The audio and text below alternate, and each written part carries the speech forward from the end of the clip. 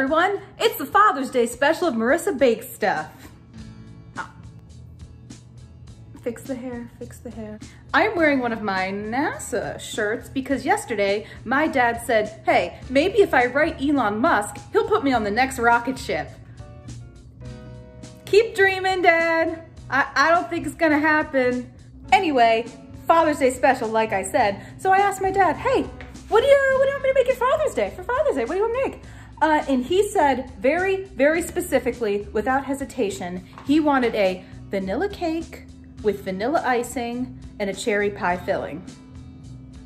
All right, so that's what we're doing today. What we're doing today. Here's the thing. When I make a cake that I know I'm gonna have to ice and decorate, I make it the day or night before, so there's plenty of time to cool. I don't have to worry about waiting for things to cool on decorating day. So we're gonna go to yesterday, AKA past Marisa, to tell you how to make this vanilla cake. Take it away, past me. Did you guys know that you don't need to be a professional chef to look like one? So my uncle sent me a pack of these cute little chef's hats. Thank you very much, Uncle Ron. They are perfect for hair washing days, which is today. So it is just a nightmare under this hat. Hey, so this is past Marisa coming to you from the day before where I'm actually going to be making our vanilla cake. So this particular recipe I haven't used before, and the reason I picked it is because it's for a 6-inch cake pan, which is what I'm making. I'm making a little baby cake. There's not, I can't, it's quarantine. You can't have a lot of people. Anyway, I got this recipe from a blog called Buttery Sweet. I will link the recipe in the description below. And let's get started. For this recipe, you are going to need 2 3/4 cups all-purpose flour, 3 teaspoons of baking powder, 1/2 teaspoon of salt, 3/4 cup of unsalted butter at room temperature, 1 2/3 cups of sugar, 5 egg whites, 2 1/2 teaspoons of vanilla, 1 1/4 cup of milk, and 1 vanilla bean. So the first thing we're gonna do is preheat our oven to 350 degrees and prepare our baking pans. I have my 6-inch cake pan here. I've got 3 of them. I sprayed them with some baking spray and I put a round of parchment paper at the bottom. Do this, do this, do this. Parchment paper, do it. Next step is to combine our flour, baking powder, and salt in a small bowl. Mix it up! Next, we're gonna combine our milk and our vanilla in a separate bowl or any type of container you have that can hold liquid. I don't care, use what you got. Give it a little whisk. Why? Why does the vanilla bean have this type of lid? Why? Why? Why? Now we're gonna change our camera angle because I'm about to work with a knife and I don't wanna hurt myself. So now we're gonna split our vanilla bean. So we're just gonna run a knife gently through it. We don't wanna pierce it completely. Oh, okay, all right, okay. Didn't, you know, round 2. Try again. Okay, you know what? I'm getting it all over my hands. You're making me look stupid, Vanilla Bean. You're making me look like an idiot in front of everyone on YouTube, in front of all 19 of my subscribers. Okay, all right, it's happening. All right, we're gonna work that open and we're gonna scrape out all the beany goodness in there. See that? That's what we want there. You can see all those little baby vanilla bean kernels. I don't know what they're called. But we're gonna put them in our milk and vanilla mixture. Shut up.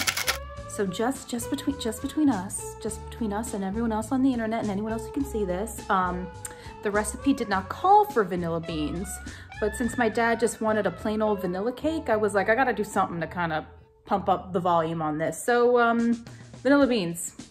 So now using our mixer with our paddle attachment, we are going to cream our 1 1/2 sticks of butter. That butter's looking pretty creamed. So now we are going to gradually add our 1 2/3 cup of sugar. Look at how gradually we're doing this. That's looking all kinds of well combined and fluffy. Now moving on to our egg whites. So I done goofed. The recipe says to add each egg white 1 at a time, fully incorporating between each addition. And I don't know if you guys noticed, but earlier I just showed you that I just kind of got all my egg whites in one little bowl here. Always fully read your recipes before you start baking. I mean, I did. I always rewrite down everything so I know I fully comprehended it, and I just didn't do the thing. So I'm just gonna kind of gradually pour in the egg whites, kind of like we did with the sugar. So now we're gonna add our egg whites. Like I said, you should add them one at a time, but I kind of, you know, eliminated that capability. So we're gonna just spoon in a little bit of it. Do it. That's looking all fully incorporated. Hooray! Hope I didn't mess this up. Moving along. So if you're wondering why we're just using egg whites and not whole eggs, you know, usually in baking there's a myriad of reasons why we could be doing that. In this particular instance, it's because typically when you're making like a white or vanilla cake, you only use the egg white so the cake stays white. If you use the full egg, it would start to turn yellow, and that's how you make a yellow cake. Huh. So now we are going to gradually add our dry and our wet ingredients, starting and ending with our dry ingredients. A bit of dry, little bit of wet, little bit of dry. Do the rest of our wet, rest of our dry. All right, so you want to mix this until it's only just about mixed and hand mix the rest. The reason being we don't want to overwork the batter. Doing some hand mixing to finish up. That's looking good and combined, guys.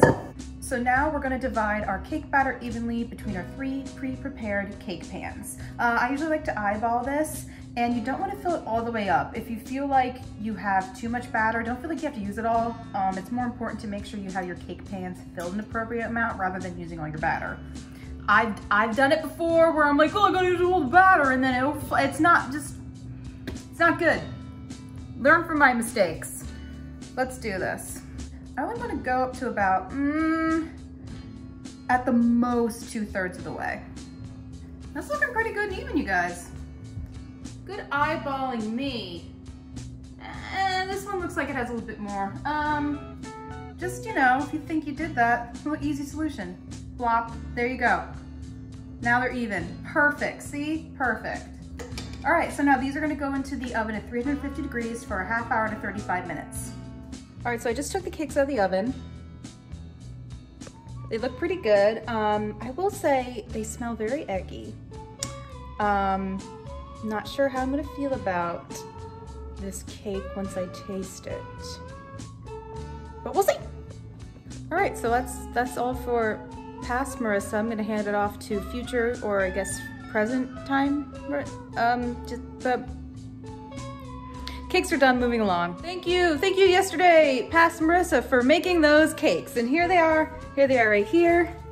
I double wrapped them in a plastic wrap and let them, for them to sit overnight. And I usually refrigerate my cakes when I do that, but I read somewhere that refrigerating them dries them out. But I've also read that not refrigerating them dries them out. So we're gonna see what happens. So that's that. All right, next thing we're gonna need is our cherry pie filling. Bam, done. Bought it canned this time. I made you guys butterscotch sauce last week. Why mess with something perfect? We're going semi-homemade with Sandra Lee over here. Canned cherry pie filling. All right, the final component we need to make is the buttercream, aka frosting, whatever you wanna call it. Usually I would just make a regular old American buttercream, which is basically butter, powdered sugar, little bit of whipping cream, and any flavor you want. I've decided, I want to challenge myself and attempt to make an Italian meringue buttercream. Now what is that? What is that? That's pretty much you make your Italian meringue and then you mix in your butter and it makes a buttercream. That is the most basic explanation I could possibly, I've exhausted my knowledge on this subject. All right, so to make this Italian meringue buttercream, you're going to need 4 egg whites at room temperature, 1 cup and 1/3 cup of sugar divided, 1/4 teaspoon of salt, 1/4 teaspoon of cream of tartar, 1 pound of butter at room temperature cut into tablespoon chunks, 1/3 cup of water, 1 teaspoon of vanilla extract, 1 vanilla bean. All right, so there's also some equipment you're gonna need for this bad boy, which is a stand-up mixer with a whisk and paddle attachment and a saucepan with a candy thermometer. So there's a lot that goes into this recipe and there's a lot going on at once. I'm gonna do my best to film as much of it as I can, but one of the components you have to do is pretty much boil sugar to 240 degrees, and you have to do that while whipping your egg whites. So here's the thing there. I'm gonna be working with molten sugar, so I'm gonna be way more concerned with not giving myself third-degree burns than actually filming. So apologies in advance. I'm gonna try to film and talk about as much as I'm doing it. But again, this is my first time making this. Safety first. First things first, you're gonna wanna make sure the bowl of your mixer is completely clean and free of any fats. The reason being, if you have any type of fat in here, say from butter or shortening, it's gonna stop the protein structures in the egg whites from really building into a meringue. Or at least I am told. Okay guys, like I said before, there's a lot of multitasking, a lot of things happening at once with this recipe. So I'm gonna tell you what I'm gonna do real quick before I do it in case I can't film something for whatever reason. So first thing I'm gonna do is I'm gonna whisk my egg whites, my cream of tartar, and my salt in my mixer until it starts to get foamy. When it starts to get foamy, I'm going to gradually add 1/3 cup of my sugar while the mixer is running. Now, once that's done, I'm gonna go over to my stove and I'm gonna start heating up my cup of sugar and my 1/3 cup of water in a saucepan with the candy thermometer. We wanna get that at a medium heat to 240 degrees. So, the nice guy on YouTube I watched said, by the time that our sugar mixture is at 240 degrees, our meringue should have soft peaks. Now, the meringue is gonna keep going while that sugar mixture is going on the stove. So that first part there, let's get going. Oh wait, forgot to mention, as soon as this over here reaches 240 degrees, I have to immediately and slowly pour it into the meringue while it's going to kind of gradually cook the eggs, because it's raw, you don't want to eat it. So that's what's about to happen. I'll film as much of that as possible.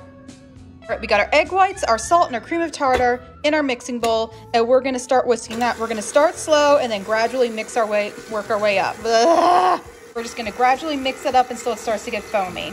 All right, we got some foam, so now we're going to very, very gradually just kind of tip in a little bit of sugar at a time. We don't wanna overwhelm it and flatten the meringue. Okay, that's really starting to foam up. All our sugar is added. Now we're gonna go over to the stove and get working on our sugar syrup mixture. So I have the cup of sugar and 1/3 cup of water in my saucepan with my candy thermometer. I have it on medium heat, and I'm just going to kind of gently stir it until the sugar is completely dissolved. And then afterwards, I'm gonna let it sit until it boils to 240 degrees. So sugar isn't done yet, but we're about at soft peak stage. See when you have a peak and it falls over. So I'm just gonna kind of keep this going on low so it doesn't deflate while that sugar is still getting ready. Okay guys, I'm over at the stove. We're at 240 degrees. So I'm gonna take this off the heat. You wanna add this immediately. I'm gonna be very careful, okay. This is boiling molten sugar. See that? Be very careful, all right? Have your mixer on the lowest setting so you don't splatter yourself with molten sugar, and add it very slowly and gradually. So we're cooking the eggs, but not so much that we're making scrambled egg whites. We have all of our molten sugar mixture in our meringues. Now, if I feel the bowl, it is piping hot. So what we're gonna have to do is we're gonna have to leave this running until this bowl gets down to a cooler, more room temperature before we add the butter. So you can either just keep this running until that happens, or to kind of expedite the process, you can hold ice cubes or frozen peas up against this. Hey guys, look what I got. This is the current setup because I don't have all day. So again, you guys, I can't stress enough that that was 240 degree molten sugar. That is 3rd degree burns. If you choose to make this recipe, please be careful. You know, take all oven mitts, all proper precautions. I was standing, like doing one of these while pouring it in the mixing bowl because I wasn't taking any chances with that, especially since I'm wearing shorts. Sun's out, guns out. I keep my guns in the basement, my legs. Okay guys, so while the meringue is still going and cooling, I apologize for the mixer sound in the background, but it's multitasking time. I have places to go, people to see. So now we're going to level our cakes. And the reason we're gonna level them is so when we stack them, they stack nicely. Because as you can see, right now, they have a bit of a dome top to them. Not ideal for stacking. All right guys, in order to level your cake, what you're gonna do is I have set my piece of cake just on a piece of wax paper to keep it off the direct countertop. and either using a sharp serrated knife or a cake level, which I have, we're just gonna cut an even top off. So when you're using a cake level, all you do is you wanna set your depth, height, whatever you wanna call it, and then just kind of shimmy it across the cake like so. Shimmy, shimmy, shimmy. And bam, now we got a nice leveled off piece of cake. Ta-da! All right, you guys, we are at a nice cool room temperature on a meringue that maybe took about 20, 25 minutes, not too bad. So now we're at the point where we can gradually add our room temperature butter, 1 tablespoon at a time. Let's go. I forgot this needs to be, it needs to be the paddle attachment now. God, I was doing so well with this. Paddle attachment. I only got 1 piece of butter in, so it's fine. Paddle attachment, okay. Okay, so the gentleman on YouTube did warn that this will start to look soupy before you've completed adding all the butter. But once all the butter is in, it'll start to resemble an actual buttercream. Ugh. All right, so we'll see if that happens. I'll keep you guys posted. I'm probably only a third of the way through the butter, but let's just keep plugging along. You guys, I think we did it. Here is our Italian meringue buttercream. It's very kind of silky and smooth, as you can see. I gave her a little taste. She's not that sweet, which is kind of what I wanted. If you want a sweeter buttercream, you can add more sugar into the molten sugar, or I don't know, powdered sugar. I don't know. I'm gonna go with it. I gotta add the flavors now. I added the vanilla bean, the vanilla extract. Definitely recommend flavoring this because otherwise it tastes very buttery.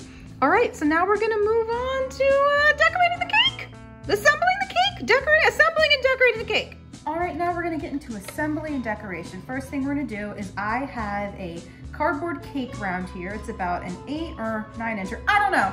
But we're gonna put some wax paper around the edge of that so that when we put down our cake and ice our cake, it stops our cardboard round from getting all messy. So first thing we're gonna do is gonna put just a little bit of frosting in the center of the cake round here. And then gonna put our first layer of cake on top. And that's gonna stop the cake from moving around on the cardboard. Okay. Now, I'm gonna do a thin layer of our buttercream. Thin layer of buttercream. I'm using an offset spatula. So what I'm gonna do now is put a little bit of that canned cherry pie filling right in the center here. Now I'm gonna do a ring of the Italian meringue buttercream around it just to stop the cherry pie filling from seeping out. I don't wanna use too much because I don't want it to get soupy or seepy, but just enough to get that flavor in there. Now, our next is the chalk. I'm gonna do the ring of buttercream first this time. I think that's probably a more sound method. Now that I think of it, cherry pie filling. Last piece. Now we're gonna do a full crumb coat. And what that does is it just kind of captures all the loose crumbs that would fall off. So when we decorate, we're not gonna get that.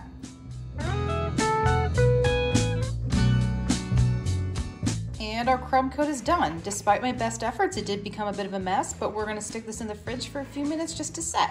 We got our cake and our frostings out of the fridge. It's nice and set now. As you can see, some of that cherry pie filling did kind of seep into the buttercream a little bit, but no worries, I accounted for that.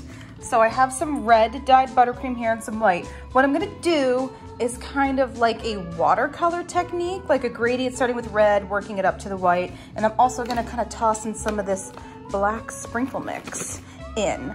All right, let's see if I can't get some decorating done.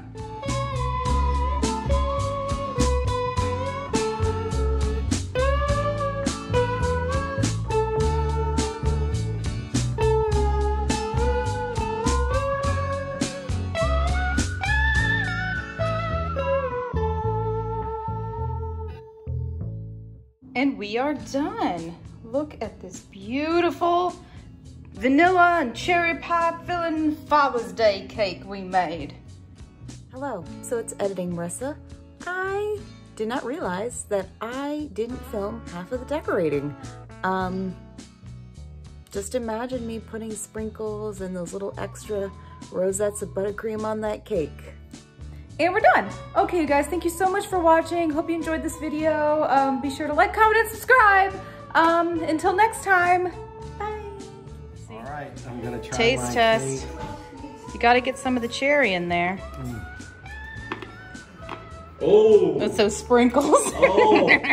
Crunchy. This is absolutely fantastic. Oh, why, Spectacular. thank you. Thank you. Thank you, my beautiful daughter. Another happy customer. Yes.